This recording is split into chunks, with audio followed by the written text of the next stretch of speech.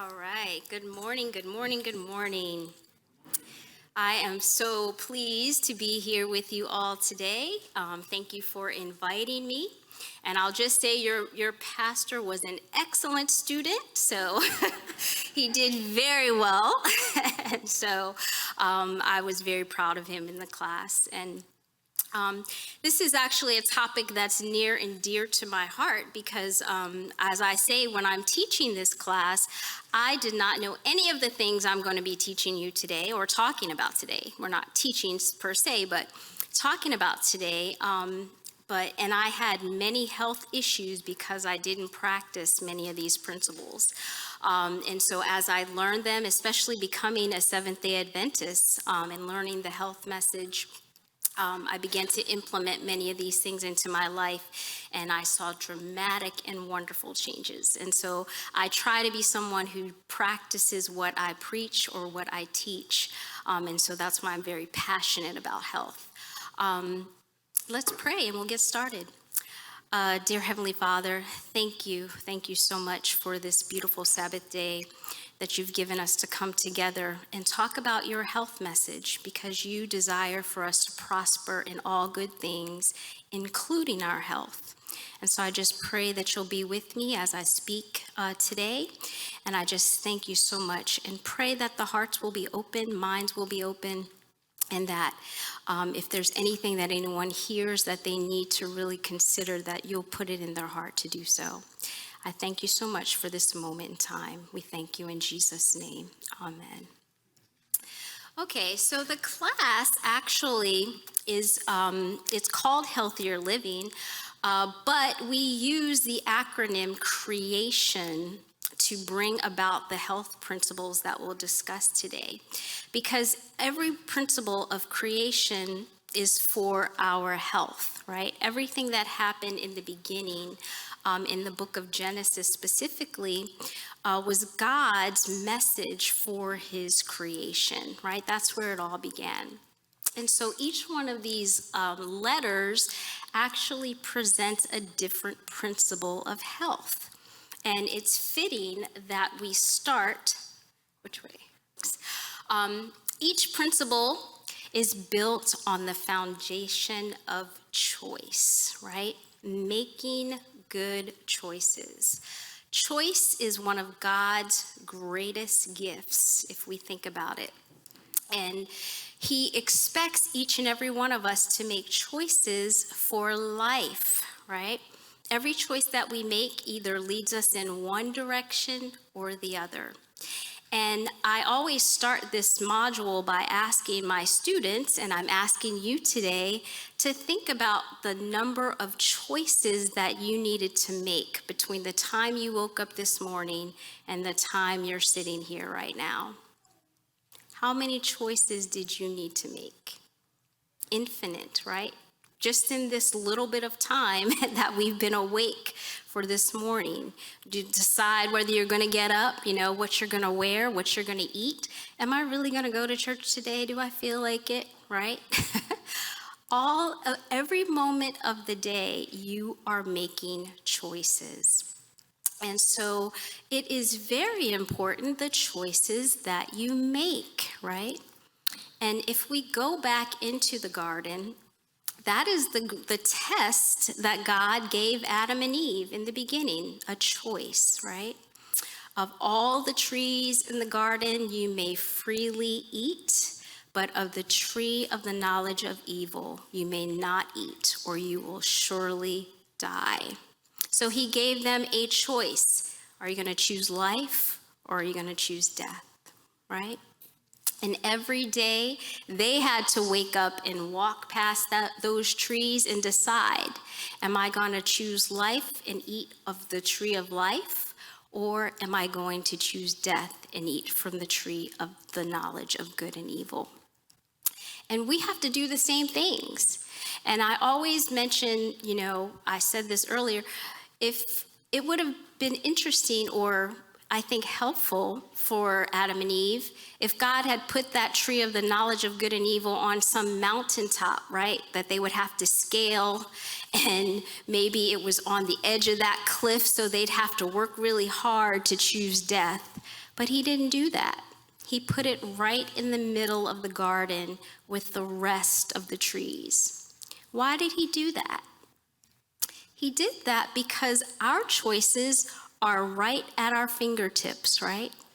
That extra piece of chocolate cake, or that man or that woman that we shouldn't be looking at, or whatever the choice may be, temptation is always near. It's not on a cliff, right? It's not out of the way. It's as soon as we wake up in the morning and make our first choice. And so I believe that's exactly why God did that, because he wanted to teach us that we need to be ever vigilant in the choices that we are making.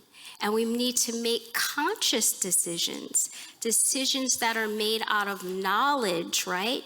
We need to know what our options are. What can I choose? What will lead to life? What will lead to death? These are questions that we need to make when we are trying to decide what choices we want to make.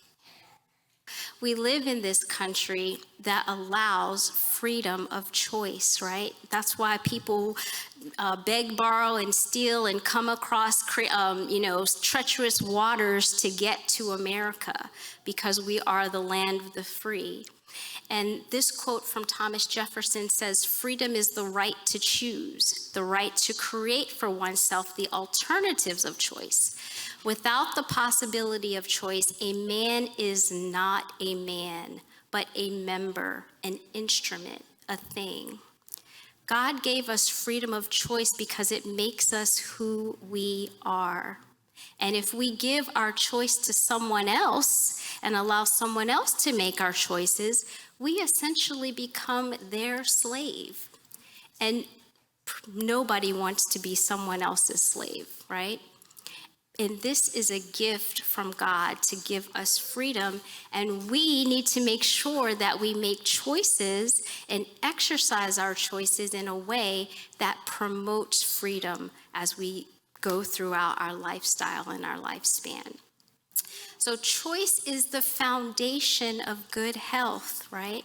You will have to make choices as you gain knowledge in what the best health practices are. This is a gift from God that we do not wish to. Our choices happen in our frontal lobe, right? And there are many good things that happen in our frontal lobe. It is the seat of our will, our judgment, our reasoning, our social norms, our long-term planning. All of these things happen in the front portion of your brain. And if you think about it, God ordered or asked the priest to write the law on their forehead, right? And we see some priests that actually have a little box with the law. If you look at some Jewish priests, they have a box with the law written there. But that's not really what he meant, right? He wants us to know the law, to know his will, to know how to make good judgments. And that's what he means by writing it on our forehead. And that's what we want to do in order to make sure that we make good choices for our lifestyle. But there are lots of things that are competing for your frontal lobe space. Television, your cell phone, drugs, alcohol. And even when I say drugs, I mean legal or illegal drugs, right? Because even legally prescribed drugs will have an effect on your frontal lobe and on your judgment. When we think about alcohol, how it allows or puts you in a place where your inhibitions are low, right? And you're willing to do things that you normally wouldn't do. So we need to protect our frontal lobe by feeding it the right things that it needs to function properly. All right, common effects of a compromised frontal lobe: impairment of moral principles, social impairment, lack of foresight, incapable of abstract reasoning, depression. Depression is one of one of the things that is on the rise in our society. More people are more depressed in these days. Is that because we're feeding ourselves, mainstream media that's putting fear in our minds and causing and telling us to be worried about everything that's happening to us? So we have to be mindful of what we're feeding ourselves. Can you go to the next slide? And actually the next slide, please. So choice tips. What are some things that we can do in order to make good choices? Stay focused on what the real choice is. Don't be distracted by chaos. So many things are happening in our society even today, right? That worry us, that are getting us, to be fearful. Don't be distracted by those things. Don't forget that we have God, right? And He loves us. Remember, halt. Do not make decisions when you're hungry, angry, lonely, or tired, because those are times, some people, if you go to the grocery store, when you're hungry, maybe you're only going to buy 5 things and you walk out with 20 or 30 because you were hungry and you see all of these foods that you want to eat. So don't make decisions when you're hungry. Choosing wisely isn't easy. Make a wise choice, right? Don't be concerned about the short-term benefits per se, but how is this choice that I'm making today going to affect me tomorrow and the next day and the next week, right? Be careful about the choices that you are deciding to make. As we go forward, we want to talk about rest. So we talked about choice in our creation acronym. The next module would be rest. And today we're all here, hopefully experiencing the Sabbath rest. The Sabbath rest is something that God instituted at creation, right? He labored for 6 days and then He rested on the 7th day. And my question to you was God tired when He rested? Did He rest because He was just physically, I'm just tired? No, He didn't. He rested because He blessed and hallowed and made a day holy, right? There's something special that happens during the Sabbath rest or during this rest period. It's a time for us to come before the Lord, to engage with Him, to enjoy His presence, and to enjoy the presence of those around us. And so many wonderful blessings happen during the Sabbath rest. Can you go to the next slide? Rest is powerful. It gives the mind, body, and soul the power to be refreshed, rejuvenated, regenerated, and rebuilt. So all of these things are happening when you are resting.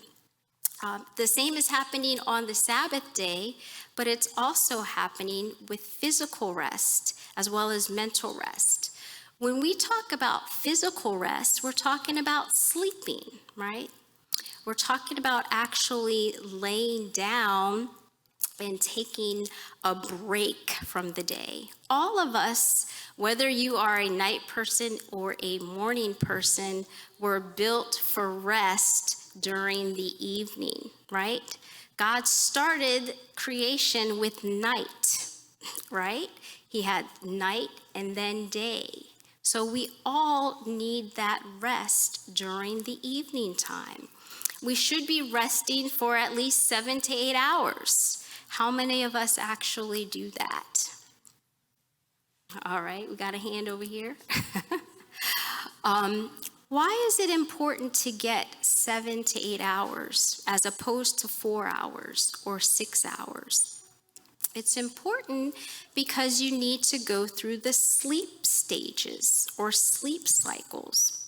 I just talked about our bodies needing to be rebuilt, rejuvenated, That's exactly what's happening when you are actually sleeping. You know, we hear the saying, you need to get your beauty rest. That is actually happening when you are sleeping. There are so many hormones and growth hormones that are being released when you actually lay down to go to sleep that are refreshing your kidneys, your lungs, your cells. Your skin is being rejuvenated while you're sleeping. Your brain is detoxifying while you're sleeping. And so if you miss those sleep stages, then you are actually missing a portion or a part of your body being rebuilt and rejuvenated and detoxifying. That all happens during your physical sleep at night. And so it's very important for you to do that. It's also important, can you go back? You can stay there, but I didn't do that. There you go. It's also important for your health, because if you are not getting enough sleep at night, you are putting your memory in jeopardy. It makes it very difficult for you to have good memories, or your short-term memory is usually affected by poor sleep. It increases your risk for many types of cancer, like breast cancer, prostate cancer. All of that is affected by not getting proper sleep. If you have hours of wakefulness when you are not getting the required amount of sleep, it puts you in a daze or in a fog. If you're someone who has brain fog in the mornings, that is from lack of sleep. And so it's very important, as I said, we don't rest because we're tired. We rest because our bodies physically need that time in order to do all of those things so that your body can still function the next day. So you really want to make sure that you're getting the proper amount of sleep. You can go to the next slide. Go back to the... Sleep is vital to health and should be considered as essential to healthy lifestyle as exercise and nutrition. A lot of times the first thing we think about when we think about health is, oh, what gym do I need to join, or what do I need to eat? But sleep is as important to your natural health and good health as exercise and nutrition. You really do miss out on good health if you are not getting the proper amount of sleep. The next one, deep restorative sleep, is considered the restorative part of the body or of sleep that is necessary for feeling rested and energetic for the rest of the day. Very important. You only get deep sleep in the later parts of the cycle.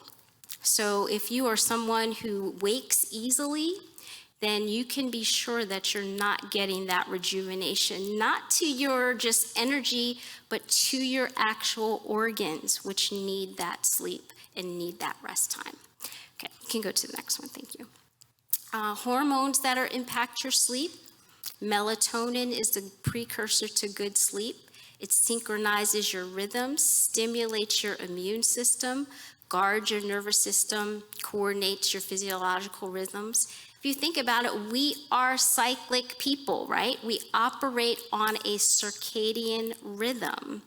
And if we are not having that sleep-wake cycle where we're actually sleeping, then we are putting our health in jeopardy. Next. Ghrelin and leptin. These are hormones that trigger hunger or trigger fullness. And if you delay sleep, you actually increase the amount of ghrelin that is released. And you can imagine when you are trying to, when you're staying up late at night, what do? Get the munchies, right? You want to go raid your refrigerator. That's because you're releasing the hormone ghrelin and it's telling your body you're hungry. And that's one of the prime reasons why a lot of obese people have sleep apnea, or you become overweight, right? because you're releasing that hormone. Conversely, if you get enough sleep, it triggers your body to say, yes, I'm full. I don't need any more, right? So these are hormones that are affected by your sleep or lack of sleep. Next. Growth hormones, getting to bed early maximizes the benefit of this hormone. This is the hormone that's actually rebuilding those cells and rejuvenating your organs. It's released very early in your sleep. So if you delay sleep, then you get less of it and you get less of that rejuvenation to your body. Next.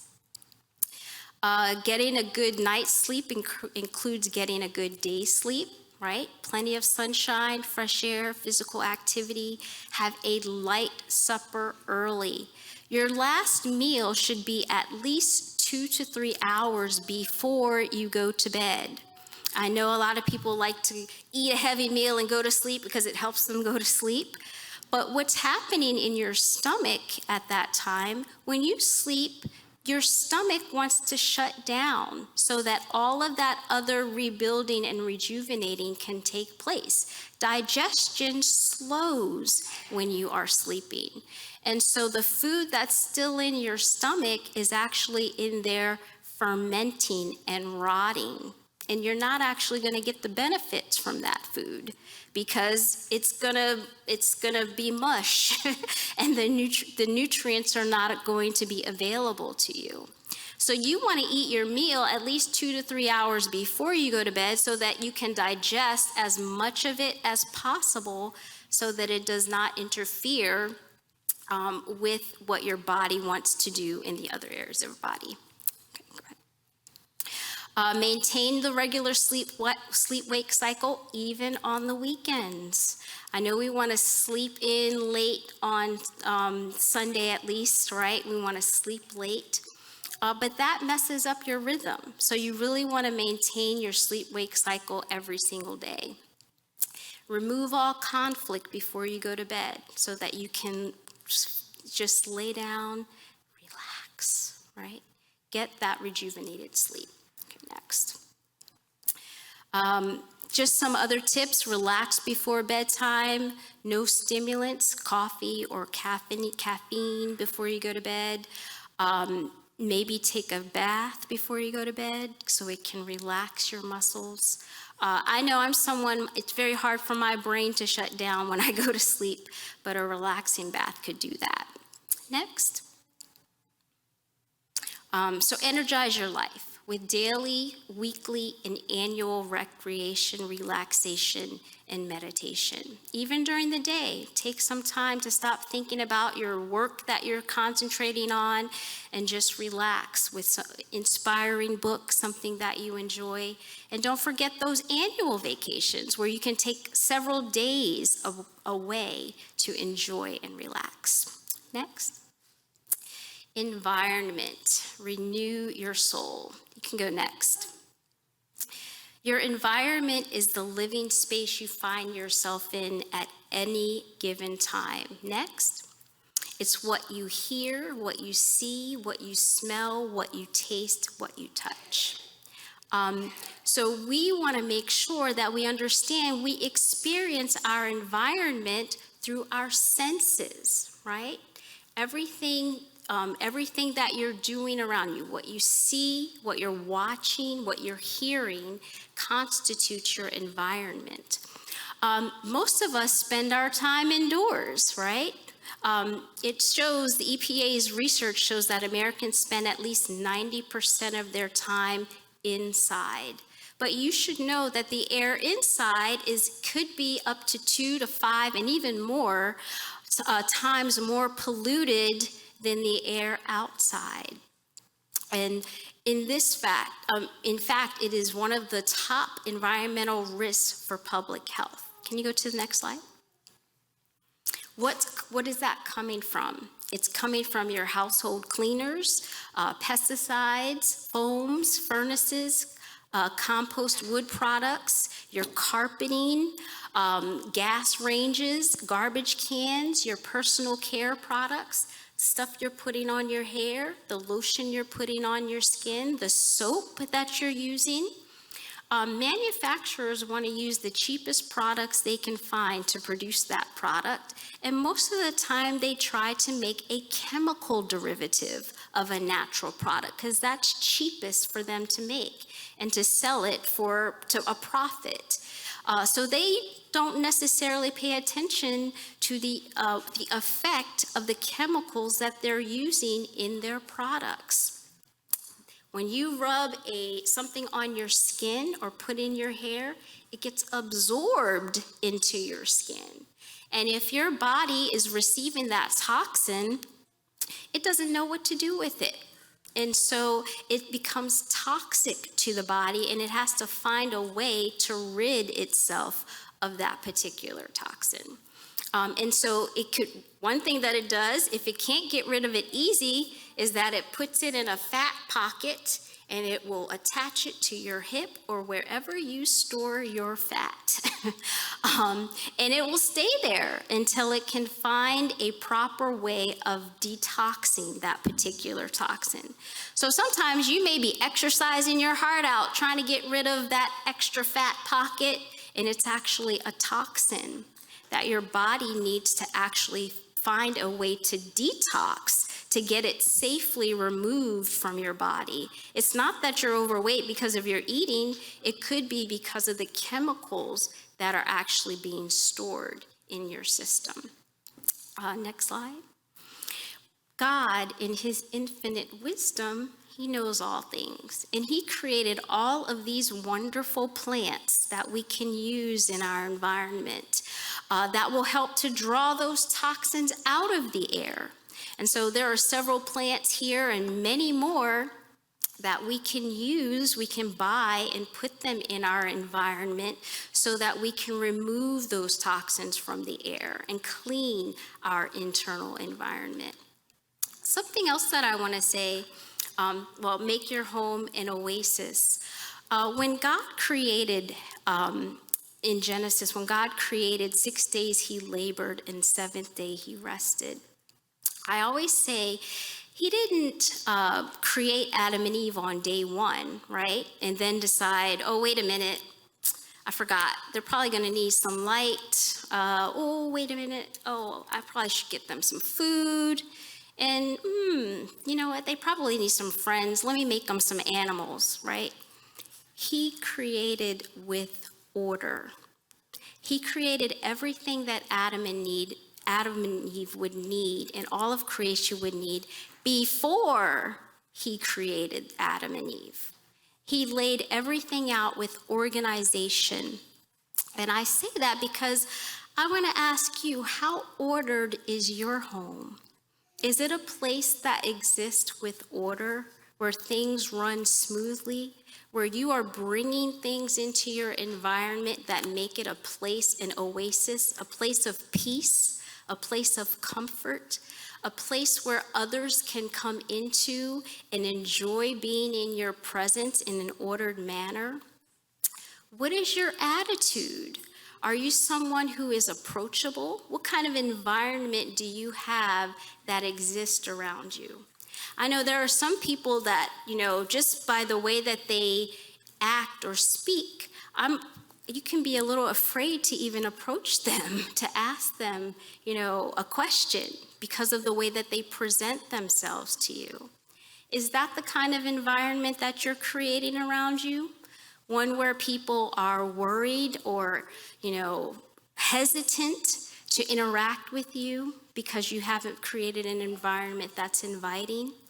I encourage all of you to consider your environment and to make it one that is inspiring, encouraging, delightful for people to be in your presence. Your home is one that's inviting for people to come and enjoy that space with you. Next. Some other things in our environment: sunshine, powerful promoter of health. This sunshine regulates your circadian rhythm, right? Serotonin and melatonin, we talked about melatonin being the precursor of sleep. You get that from sunshine. kills germs, it increases the nutrients in our food, it provides vitamin D.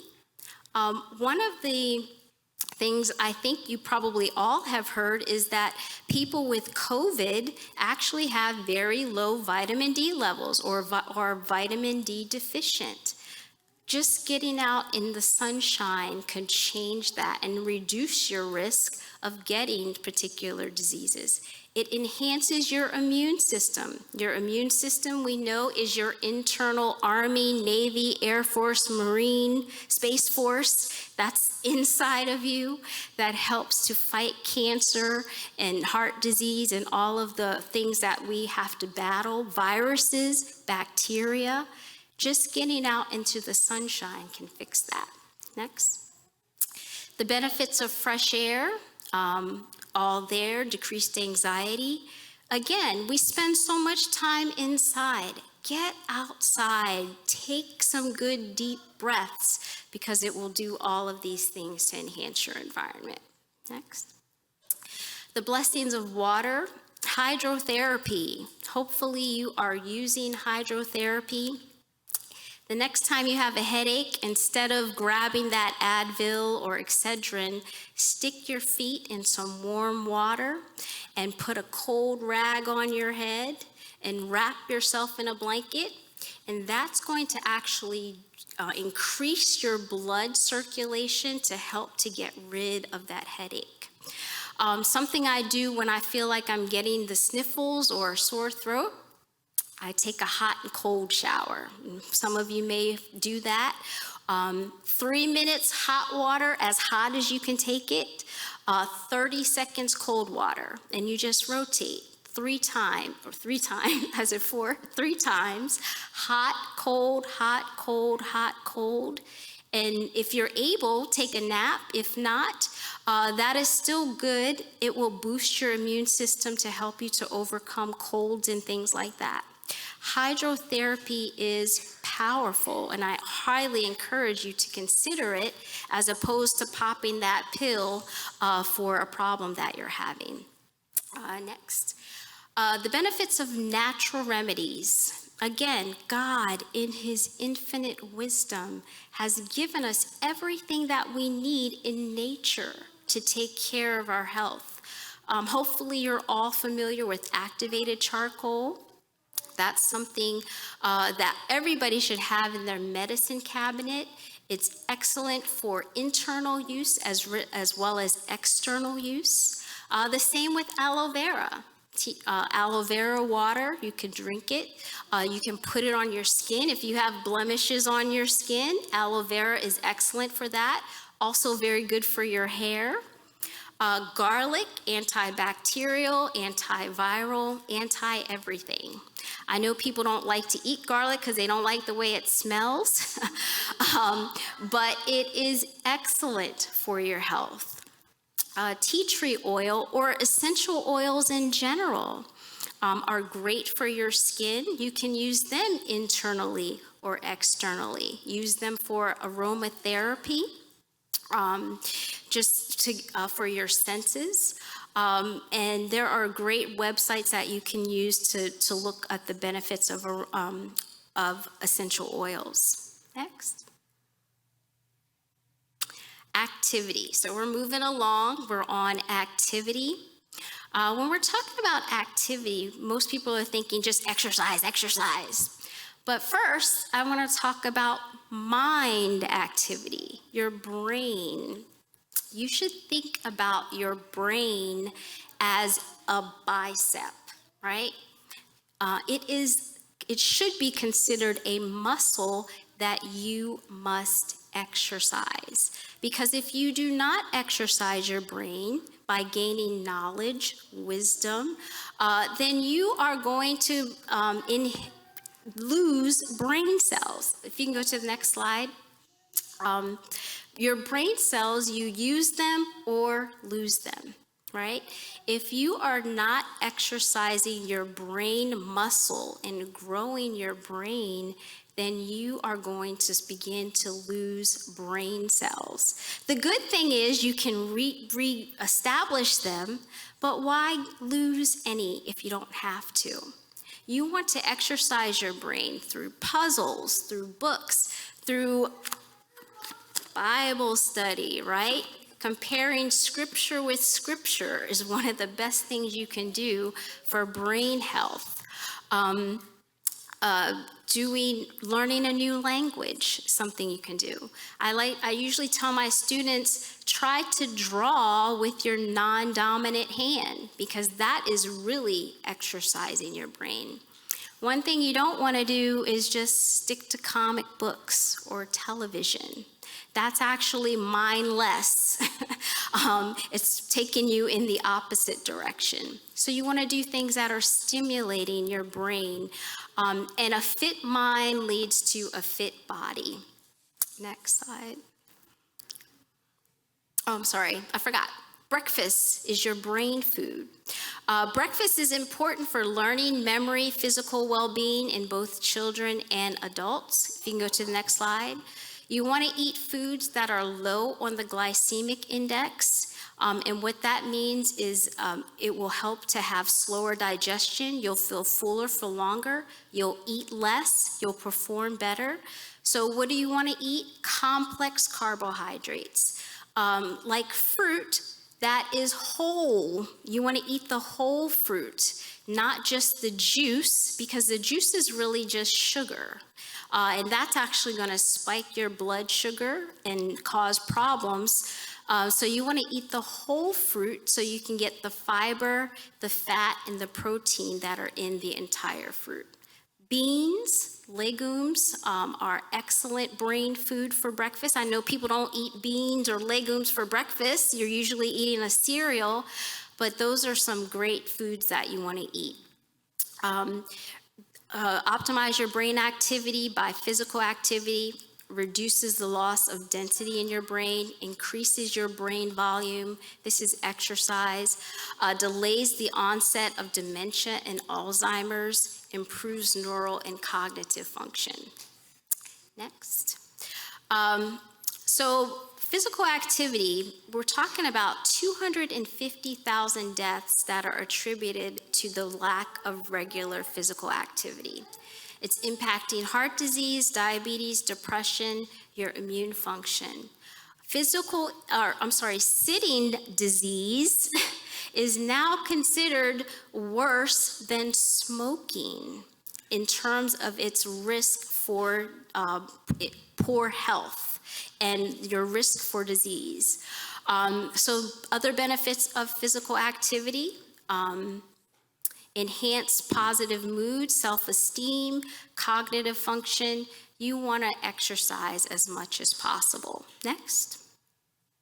So what are the basic physical requirements? You want to be getting at least 30 minutes a day for 5 days a week. If you're doing more vigorous, intense cardio, you can do 20 minutes a day for 3 days a week. And that 30 minutes doesn't have to be 30 minutes straight. It could be 10 minutes, 10, 10, 10, maybe 10 in the morning, 10 in the afternoon, 10 in the evening, 15, 15, you can vary it. But this is the bare basic amount of exercise you should be getting each week. And strength training. Most people don't think about strength training when they're talking about exercise. You're usually talking about aerobics or think about aerobics. Strength training, we're talking about resistance training where you're using a weight. And I always say, we look at that commercial, I've fallen and I can't get up, right? When people kind of laugh at that commercial, or, at least young people maybe, that's the problem. That person did not maintain their strength. And so now they just physically do not have the strength to lift themselves up off the ground or off the floor. So you want to at least be doing 8 to 10 strength training exercises, 8 to 12 repetitions at least twice a week, because you want to keep the strength in your arms, in your legs. The benefits of strength training: strength, endurance, tone, bone density. Nobody wants to break a hip, right? or have knee issues. Strength training will help with that, as well as preventing or reducing arthritis. Most people are getting arthritis as they get older. Strength training will help with that. Next. Bottom line, if you want to maintain independence and have fewer limitations as you grow older, it is vital to build and maintain good muscle strength now. Next. Trust in God. So we're on the T. We're coming down the pike. Trust in God. We're talking about a relationship with God. Trust in God. In the next slide. Relationships. So the next two modules are trust and interpersonal relationships. But what kind of relationship can you have with anybody if you don't trust them, right? So these modules really go together. If we go back into the garden, we think about the relationship between God and his creation, and then Adam and Eve. And we talk about what happened when sin entered the world, right? Initially, every day God would come in the garden and Adam and Eve would run to him, right? And enjoy building a relationship with him. They'd talk and enjoy walking in the cool of the day, the Bible says. But as soon as Adam and Eve sinned, the first thing they did when he came in the cool of the day was hide, right? Now they no longer wanted to be in his presence because an offense had taken place. And they ran away and they hid. They covered themselves in what they thought would cover their nakedness, and they ran from him. Did God do anything to deserve that? He didn't do anything to deserve their desertion of that relationship. But because of sin, because of the offense, they ran away. And did God say, okay, well, they want to hide, I'll leave them where they are. I don't care. No. He engaged them, right? He said, Adam, where are you? I want to be in this relationship with you. Where are you? And of course, Adam, I was afraid. Can you imagine how God felt at that moment when his creation is saying, I'm afraid of you now? I bet his heart felt like a dagger had entered it, right? He was very sad because now they understood that there was going to be something different about our relationship now. And even if you can imagine, right? God said, ask Adam, did you eat from the tree that I said? And did Adam say, yes, I'm sorry, Father, yes, I did? No. He said, that woman, that woman that you gave me, she gave me the food and I did eat.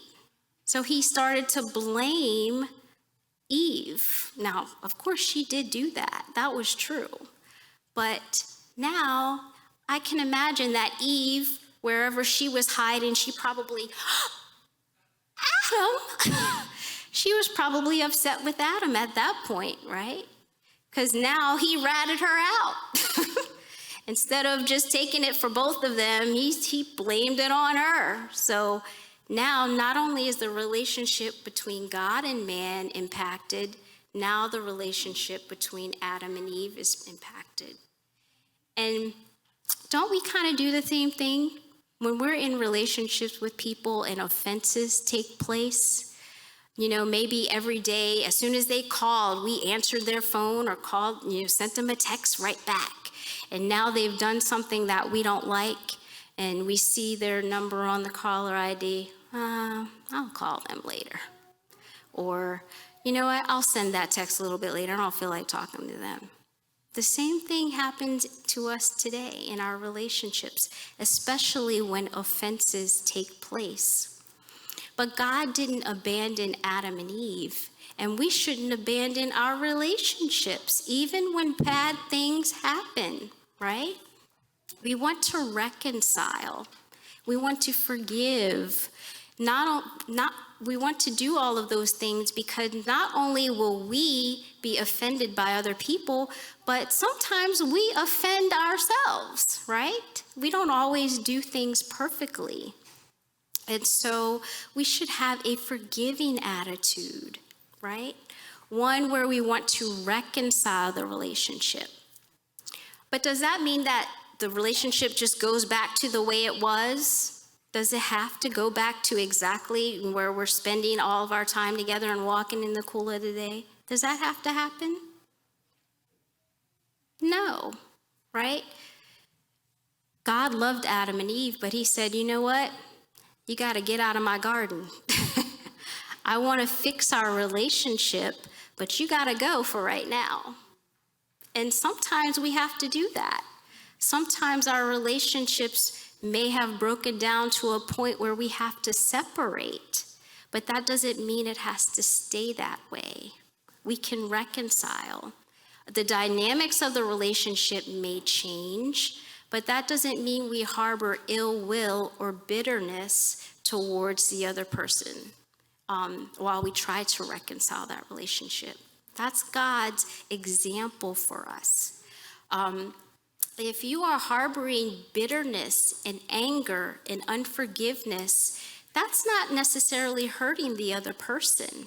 It's actually hurting you because your body is physically releasing stress hormones and other hormones that are debilitating to you physically when you have a stress response of unforgiveness and bitterness. So those are things that we need to overcome and learn ways to strengthen our relationships even in times of offense, because that is what's going to help us and to keep us on the path of healthier living. Thank you. The power of a positive outlook. Next. Every thought either pulls us towards God, love, joy, hope, and opportunity, or away. What are you thinking about? Are you thinking positively?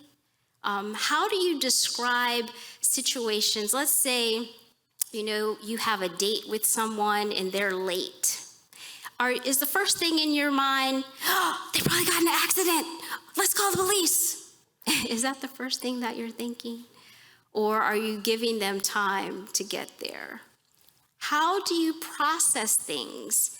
Are your initial thoughts about things negative? As a man thinks, so is he. If you think negatively, you will act negatively. You will do negatively. So it all begins in your mind. What is your attitude about life? We kind of talked about attitude previously. How do you allow your attitude to guide situations that you're in? Is your attitude one, again, that's inviting, that's encouraging, right? Maybe you lost that love, but is your attitude to be depressed and to go in the doldrums because of that? Watch your thoughts, they become your words. Watch your words, they become your actions. Watch your actions, they become your habits. Watch your habits, they become your character. Watch your character, it becomes your destiny. The only thing we take to heaven is our character, right? So your thoughts will produce the character that you will take into eternity. It's very important for you to think about what you're thinking about and how you think about situations. Next. The arrival of a good clown exercises a more beneficial influence upon the health of a town than the arrival of 20 asses laden with drugs. How do you incorporate laughter into your life? This study showed that adults average about 15 laughs a day, while children laugh 400 times a day. So somewhere between childhood and adulthood, we lose 385 laughs per day. Do you spend time laughing and enjoying the day? Laughter actually conditions your abdominal muscles better than doing aerobic exercise. You may not think about it, but when you have a good hearty laugh, what's happening? Your abdominals are contracting and expanding. Laughter boosts your immune system. It helps to create natural killer cells that are the ones that attack cancer cells and other bacteria and viruses that are in your system. So it's very important for you to include laughter as part of your outlook. You can go ahead and go to the next slide. What do you see here? Somebody tell me what you see there.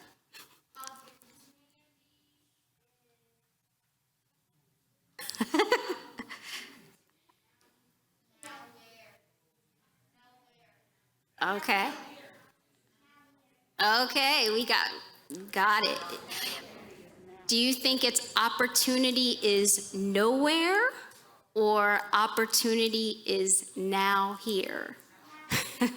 Depending on how you think, you could see it either way, right? An optimist is saying, I'm going to take advantage of every opportunity because it's here. And a pessimist, there's no opportunities anywhere, right? We want to be the optimists. Next. Nutrition. Finally, nutrition, your source of growth, regeneration, and delight. Next. Your body is the temple of the Holy Spirit. When you join yourself to God, you become His new creation, right? He is your Savior and your Lord, and He gets to dictate what you do. Next. So focus on a balanced diet. Foods are a blessing of God. The closer the food is to the way God made it, the better it is for you. And we want to eat to live. We don't want to live to eat.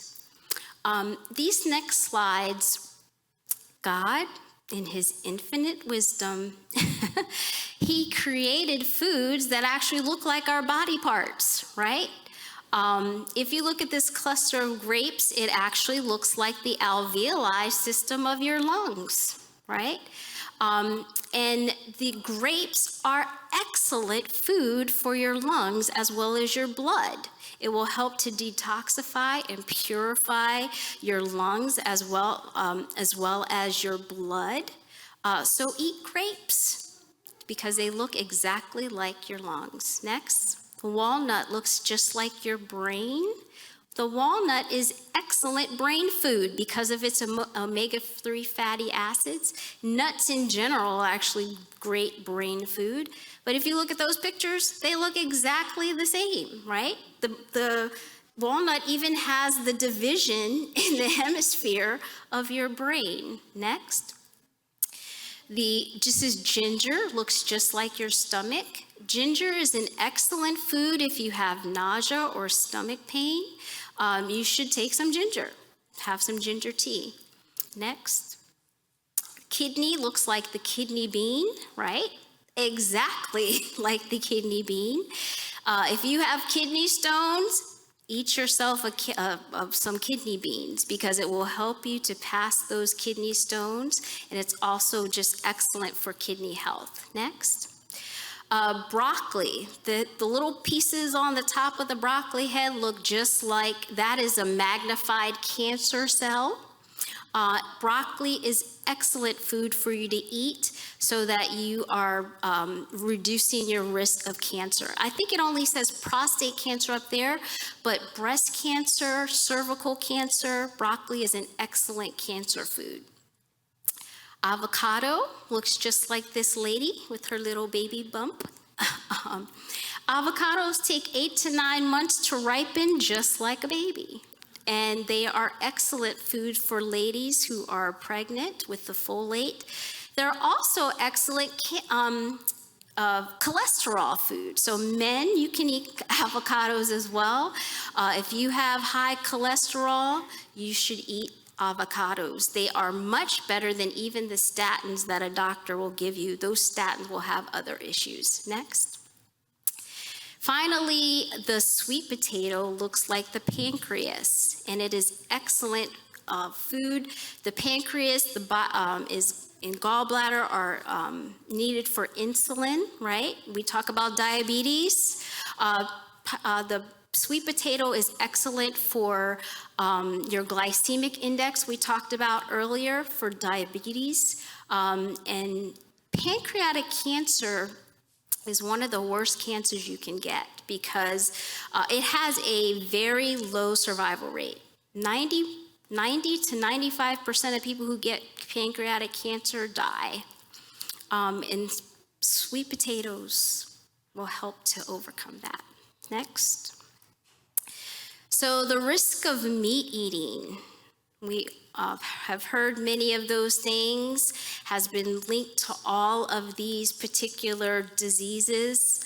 And people will say, yeah, but God said we can eat the clean meats. We can have the chicken, we can have the beef, we can do all that.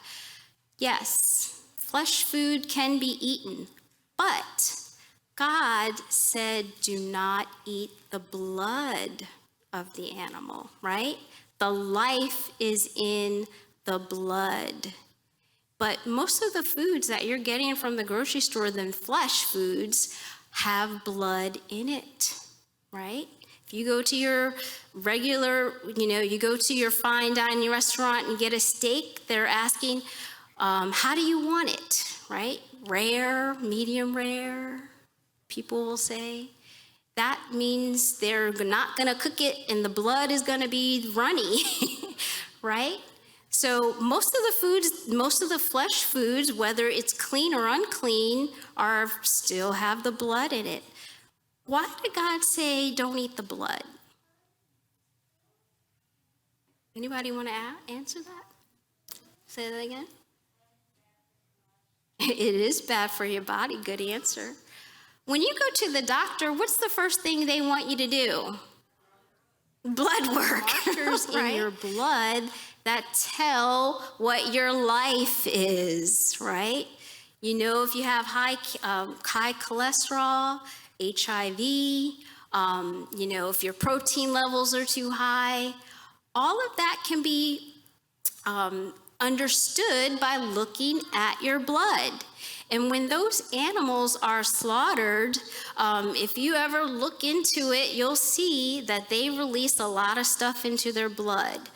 They're getting steroids, antibiotics, all of these pharmaceuticals. And when you eat that blood, that's what you're eating. It becomes a part of you.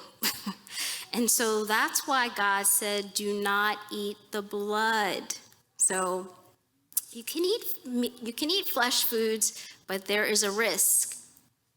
This is just a lifespan of the patriarchs before and after the flood. And when flesh foods, yes, they were invited into our diet, but you can see that our lifespan decreased dramatically once that happened.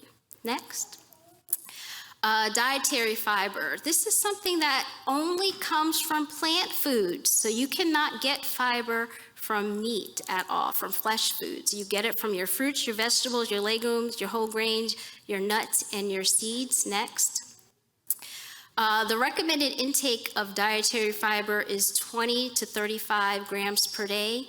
If you eat a processed food diet, you're eating at McDonald's and Taco Bell every day, or just eating out of a can or a bag, you're only getting about 10 to 15 grams. What is that doing to you? It's constipating you. It's causing brain fog. So many things that are happening because we don't have enough fiber in our diet. Next. High fiber intake is associated with decreased emotional distress. increased brain function, decreased cognitive difficulties, decreased violent behavior. So think about the violence that's taking place in our society and think about the number of fast food restaurants we have on our corner. That's why, that's contributing to it. Fiber satisfies our appetite without excessive calories, so it keeps you nice and slim, slows down your digestion, aids in bowel elimination. One way that you can tell if you're getting enough fiber is by your bowel elimination. You should be having at least 2 to 3 bowel movements per day. So if you're not getting 2 to 3, and some people go a whole week without a bowel movement, that's just holding all of those toxins in your digestive system, and they're being reabsorbed back into your kidneys, your lungs. Remember, that's what we want to eat for. We don't want to eat to feed our taste buds, which most people do. You should be thinking about eating to feed your lungs, to feed your kidneys, to feed the other areas of your body internally. You can go to the next one. Fruits and vegetables really are your fast food. How quick is it to just grab a banana? That's fast, right? Or an apple in your car, or a handful of nuts, as opposed to driving to McDonald's or Kentucky Fried Chicken. Next. Make sure that your food is colorful. The reason why foods have color is because of the phytonutrients that are in them. And each different color has a different set of nutrients. And so you want to make sure that you're getting an array of colors on your plate, not just the browns of French fries and the hamburger, right? You want the reds, you want the greens, because all of them will have different nutrients in those foods that are feeding your body what you need. Go to the next one. The saying, an apple a day keeps the doctor away, if you've ever heard that, that really is true, because apples are one of the best foods for all of these many reasons that you can have fast food. You can take it with you wherever you go, eat it cold, eat it warm, and it will reduce all of these areas of your body. Nuts, we already kind of talked about them. Almonds are a great food that for you to just have, you can have a bag of almonds sitting by the table as you're going out the door. If you didn't have breakfast, grab some almonds and eat them on the way. Next. Nuts, again, great brain food, help to prevent inflammation and prevent cancer, depression as well. Next. Flax seeds do all of these great things. The only thing I really want to say about flax seeds, you want to get them whole. You don't want to get ground flaxseed, because once it's already ground, it will oxidize and lose all of its goodness. So you want to buy the seed whole and then grind it with a coffee grinder or something to grind it. Next. Beans, another great food we've already talked about, decreases heart disease, stroke, cancer, all of the things that we're talking about. I know that people don't like to eat beans because they don't like the sounds or the smells that may come. I didn't say this earlier, but if your bowel is smelly, and I know we don't like to talk about this, but if it has an odor to it, that is a sign of trouble. That is actually a sign that your bacteria is bad bacteria. And that is a sign of fermentation that I talked about earlier, that your food is not digesting properly. And so you want to make sure that you deal with that. We should not have odors emanating from our body, whether it's our bowel or our urine. That is a sign of problem, and that's something that you need to check out. Next. And then drinking water. I talked about using hydrotherapy. You also want to make sure that you're drinking lots of water. Every part of your body uses water for the chemical reactions that take place. Every single cell in your body needs water. If you are dehydrated, you can actually shrink your brain for temporarily, which can cause the headaches and the migraines that some people experience. And so it's very important for you to make sure that you're getting enough water for waste removal, temperature control, all of these things. When you think about the amount of water you should drink, I know people say 8 glasses, but you really want to think about who you are. Do you exercise a lot? Are you out in the sunshine a lot, sweating?